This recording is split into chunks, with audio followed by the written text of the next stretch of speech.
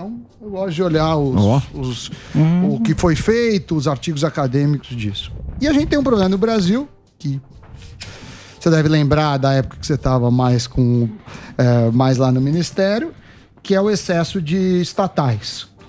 Qual é o problema da estatal? O problema da estatal são dois. Hoje, por mais que várias estatais estejam dando lucro, os governos são cíclicos. Sim. E isso pode virar um mecanismo para cabide de emprego, para corrupção e para um monte de é bom custos também, né? Para quem tá no esquema para quem não tá é ruim. Claro. Né? Mas, teoricamente, a Caixa seria uma das empresas privatizáveis, no sentido, ela tá bem arrumada, ela consegue, ela é bem gerida. Você tem alguma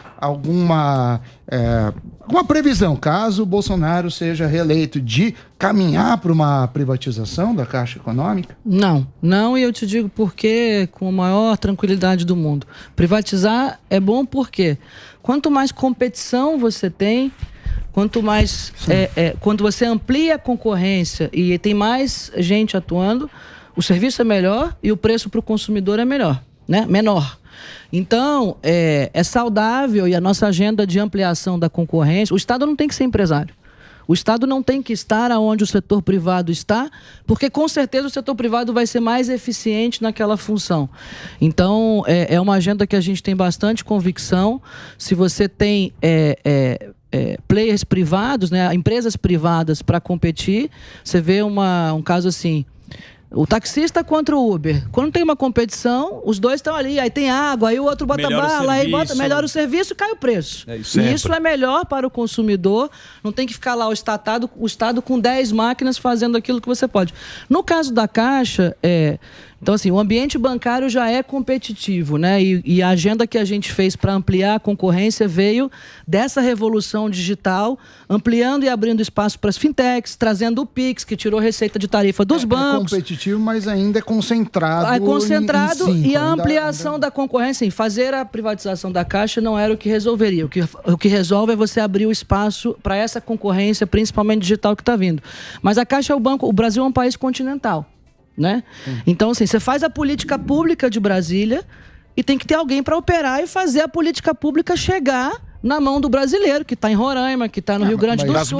Na biboca. Hoje, a Caixa opera mais de 150 bilhões de reais por ano com o governo federal enquanto cliente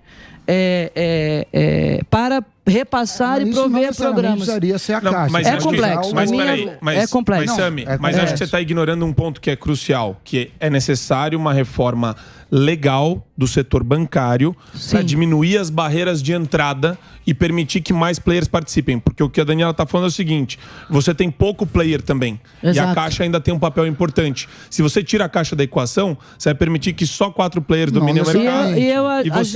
Porque as barreiras legais continuam. Não, não quer dizer que um dos 4 compraria a Caixa. Você tem várias formas de fazer. Mas é mais que isso. Sabe qual é meu diagnóstico estando lá e a agenda que a gente está... a gente vem desde o início, o plano para os bancos era democratizar acesso ao crédito, né? Era isso, vamos focar. Então você lembra que a agenda dos governos de esquerda era financiar campeões nacionais, né? Isso. Empreiteiras e outras empresas, as Odebrecht, o açougueiro. Então, a carteira de crédito era concentrada em 10 nomes, certo?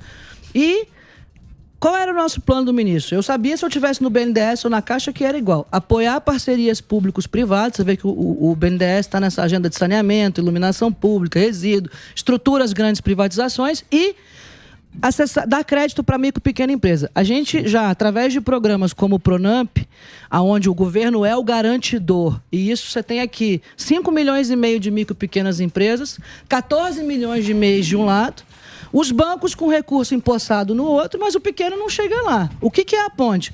A hora que o governo entrou como garantidor, ele dá a garantia para tomar o crédito, permite que os bancos, como a Caixa, operem com taxa de menos de 2% ao mês, com 12 meses de carência para apoiar o pequeno. Então, mas você acha que esse foi o segredo? Esse foi o pequeno. Foram mais de 200 bilhões de reais concedidos em créditos para micro e pequena empresa. Então era desalavancar os bancos e sair dos grandes para ir para os pequenos, que a gente chama, eu e o Montesano, de heróis nacionais. que eu estou percebendo agora, indo na sua pergunta ainda, que é falta ainda, quando a gente fala de pequeno, o cara já é uma MEI ou uma empresa que fatura até 4 milhões e 800 mil reais. Hoje, 70% dos empregos gerados no Brasil são por micro e pequenas empresas. Para mim, que vim de mercado financeiro, as empresas grandes, 70%. Então, mas o cara fala que MEI é só para ser funcionário. Mas não é. Não, a maioria das MEIs não é. Não é. E aí eu tô juntando MEI e micro e pequena empresa. Micro e pequena é que fatura até 4 milhões e 800, a MEI é individual até 81 mil reais só. Até 81 mil. Muito bem, estamos de volta aqui no rádio agora. O papo hoje é com a Daniela Marques. Ela é a presidente da Caixa. Se você precisar de algum empréstimo, exatamente, financiamento, coisa tranquila. Fale com o seu gerente. Fale com a Daniela, que tem promoção. Mas esse assunto é interessante. Então, a gente está falando da micro e pequena empresa, então. Aí o que eu percebi? Então, assim, as grandes, na verdade, não precisam de apoio do BNDES, da Caixa, nem de subsídio, como era dado. Por quê? Acessa o mercado de capitais. O cara vai na bolsa, faz bonde lá fora, se financia, vai ter fundo de private equity, que é da onde eu vim, para financiar. O pequeno fica ali na luta. Indo para a Caixa, eu percebi que no Brasil tem os informais. Então, se você lembra, do plano era digitalizar o cidadão, bancarizar, através da plataforma GovBR, digitalizou. Então, são 4 mil serviços. Aí você bancariza. Quando fez o auxílio emergencial, que a gente falou, bancarizou 38 milhões de brasileiros. Esse é o número. Abriram conta naquele momento. Quem era esse? Era o presidente falando. É o vendedor de churrasquinho de gato. Sim. Aí você bancarizou. O que você faz agora? Tem que inserir esse cara no mercado. Então, tem um vácuo que aí eu acho que a Caixa pode ser o grande operador disso, de dar acesso e orientação, que esse cara não é formal e ele não acessa nem esse programa da micro e pequena. Ele está num passo anterior. E o número por isso que ontem eu lancei o Caixa para Elas Empreendedoras, que é uma grande campanha para as mulheres saírem do Auxílio Brasil, porque agora ela pode abrir a MEI sem perder o programa. Porque uma coisa era, no programa anterior, se tinha um emprego de carteira assinada ou abria, perdia instantaneamente. Aí a pessoa ficava com medo de trocar o certo pelo duvidoso e ficava lá, não vou sair do programa. Agora você tem 2 anos para ter segurança para voar sozinho. Abre a MEI ou tem emprego de carteira assinada, não perde o programa por 2 anos. Se por acaso perder, pode voltar. Quem é o operador que faz essa informação chegar na ponta? Tem que ser a Caixa. A Caixa tem o social como missão. E eu acho que a gente pode dar educação liberal na base, mostrando o quê? Vem cá empreender. Porque não adianta o cara ir no crédito e ele está negativado. Ele não sabe o que é taxa de juros. Ele pega a maquininha para vender bala no sinal agora. Fica correndo atrás do rabo. Né? Aí tem 8% de taxa da maquininha e ele não sabe. Então, a gente quer fazer um papel não só de dar crédito de acesso e assistido antes ainda do cara estar formal e ajudar na jornada de formalização e principalmente orientação. O cara empreender, né? Porque o cara não tem, ele não tem nem essa informação.